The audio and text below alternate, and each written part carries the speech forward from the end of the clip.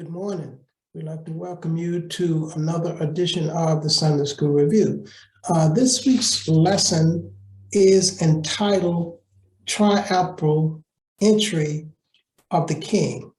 It is taken from Matthew, the 21st chapter, verses 1 through 11.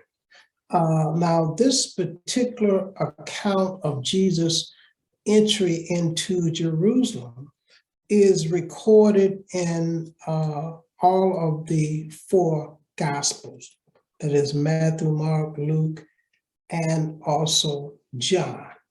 Now, Matthew was one of Jesus' 12 disciples. He was also a Jew, and he was a former tax collector. And this account here is about, as I said, about Jesus' entry into Jerusalem. Now, there are two outlines here. The first outline is the preparation. That is the preparation to enter into Jerusalem. Now, at this particular time, let's go to verse 1 here. It says, this is Jesus traveling with his company here. And when they drew nigh unto Jerusalem and were come to Bethpage, unto the Mount of Olives, then sent Jesus two disciples, saying unto them, Go unto the village over against you, and straightway ye shall find an ass tied, and a colt with her.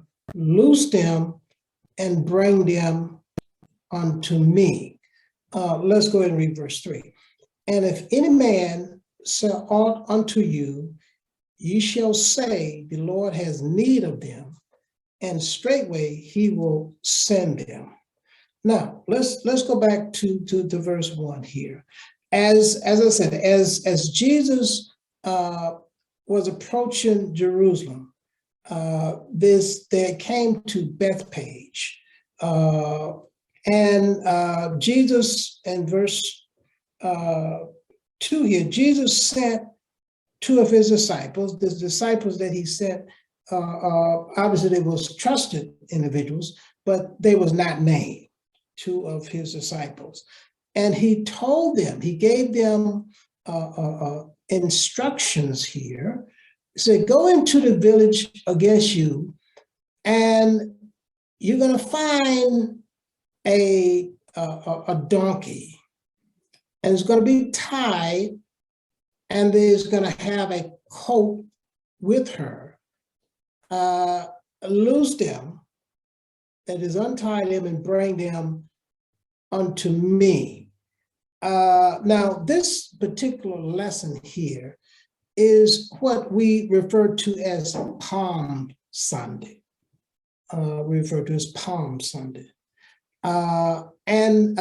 So Jesus instructed two of his disciples, two of his trusted disciples, to go into the village. And just as Jesus said, you will find this donkey tied, and there will be a colt with them. And that's exactly what they found. And they said, if anybody asks you, why are you untying this? Why are you untying them? Why are you loosening them? This is how you are to respond. The Lord has need of them. This is in verse 3.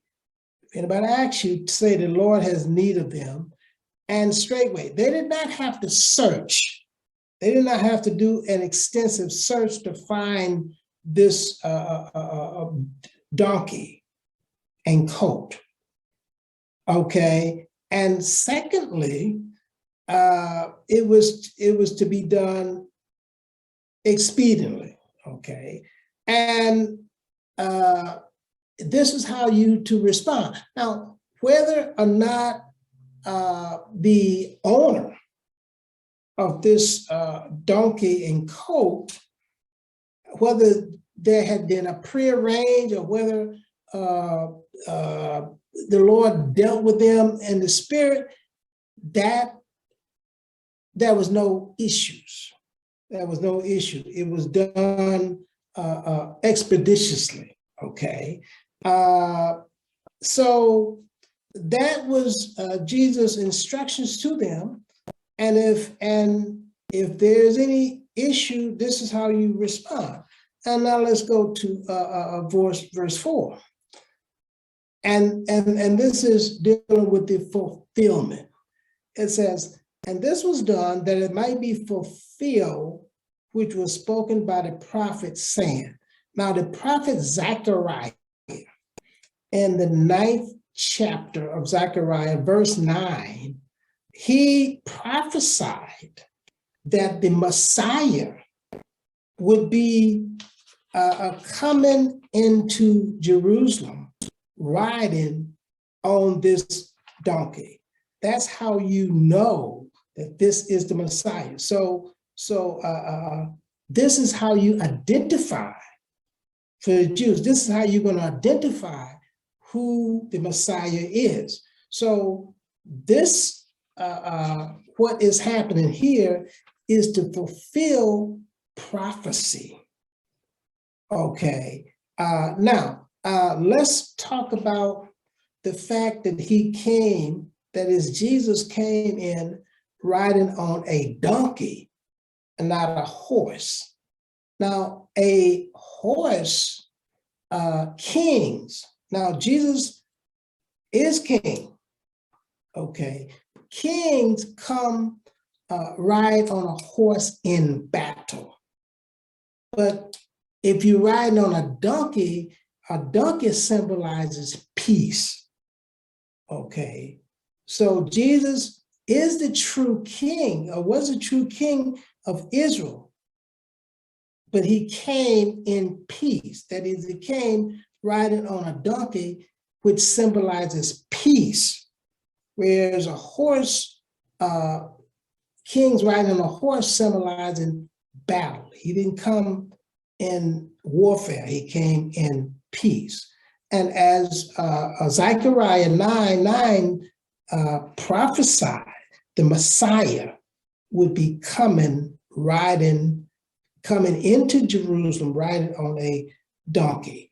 Now, in verse 5, it says, tell ye the daughters of Zion, behold, thy king cometh unto thee meek and sitting upon an ass or a donkey, and a colt, the foal of an ass.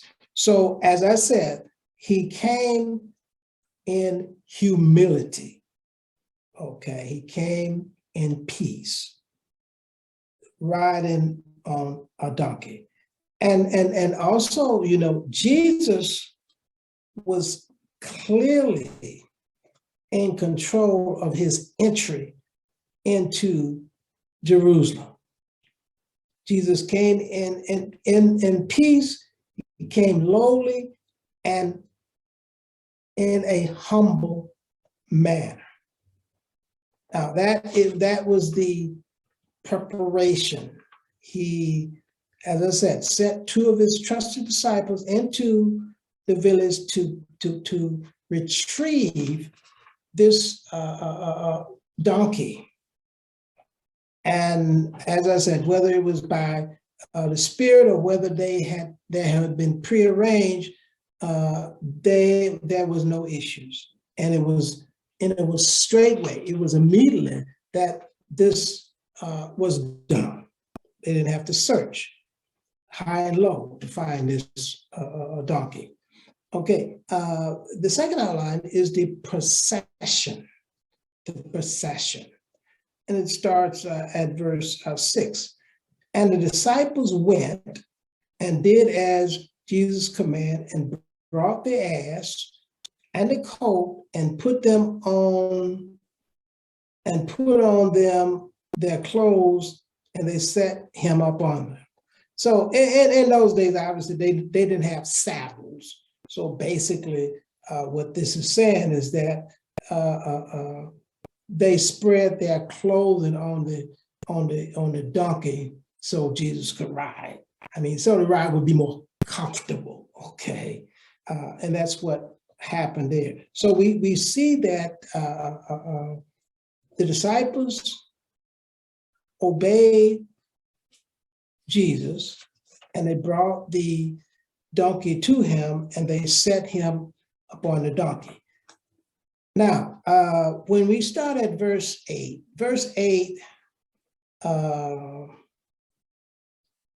gives the reaction of the crowd that was there. Now, there were many people in Jerusalem because it was a festival time. It was during the feast, the Passover, okay? So there were many people in Jerusalem at the time. There were some people came to see Jesus. Others was there because of the celebration, that is the Passover. Okay, so there were a large crowd in Jerusalem. And let's read it. And the very great multitude spread their garments in the way. Others cut down branches from the trees and strawed them in the way. Okay, verse 9. And the multitude that went before and that followed cried, saying, Hosanna to the Son of David, blessed is he that cometh in the name of the Lord. Hosanna in the highest. Now, as I said, this is the reaction of the crowd. Okay, so he was king. He's king. He was both royalty and he was humble. He was a humble servant. In other words, he is our example. We should be a humble servant. Okay, Jesus was a humble servant. Yes, he was king, but he was also a humble servant. Now, in verse 9, it's given the what the crowd was saying. Multitude went before and that followed cried, saying, Hosanna to the Son of David. Now, Hosanna is interpreted save or save now. Okay, so they recognize him as a king, and they said save or save now. And they recognize that he also, as verse 9 said, he cometh in the name of the Lord. Now, let's go to verse 10 here. And when he was coming to Jerusalem, all the city was moved, saying, Who is this? And the multitude said, This is Jesus, the prophet of Nazareth of Galilee. Now, because of Jesus' popularity, there was tension with the religious leaders. And Jesus knew. As a matter of fact, he had already told his disciples that he would be put to death. He'd be arrested and put to death. So Jesus knew that he would be arrested. He would be condemned. Okay, now that's by the religious leaders. Okay? He would be arrested, he would be condemned, and he would be turned over or delivered to the Romans for crucifixion. And he told his disciples this, and they didn't understand it. They didn't believe it. Matter of fact, they rebuked him for saying that. But Jesus understood that his mission, that was his mission, to come and die to bring salvation. But the disciples didn't really understand this. So Jesus, he knew, this is my mission. This is the purpose that I came. The disciples didn't understand that. And the people, when they were crying out, Hosanna, and as he was coming into Jerusalem, they wanted a military leader so they could free them from their political, from bondage, okay? So they thought that he came to bring political freedom or set up his kingdom on earth, but he came to bring salvation. They was looking for relief from the Roman bondage that they was currently facing. That's what they was happy about. So they acknowledge him as king, but they say, okay, he's coming to free us from political bondage by the Romans. That's what he come to do. But no, he came to bring salvation. And as I said, his mission was to come and give his life to bring salvation. And this is what his mission was. So he came, he was fulfilling the mission that he was sent to do. That is to bring salvation, not just to bring political freedom to the Jews that were suffering at the time under Roman bondage. And he came as a king, humble and lowly. And he came to set an example for us that we as Christians should show humility. And this is our lesson today, which is, as I said, is what we refer to as Palm Sunday, is Jesus' triumphal entry into Jerusalem. We'd like to thank you for watching today. We ask you to join us next week for another edition of the Sunday School Review. Thank you.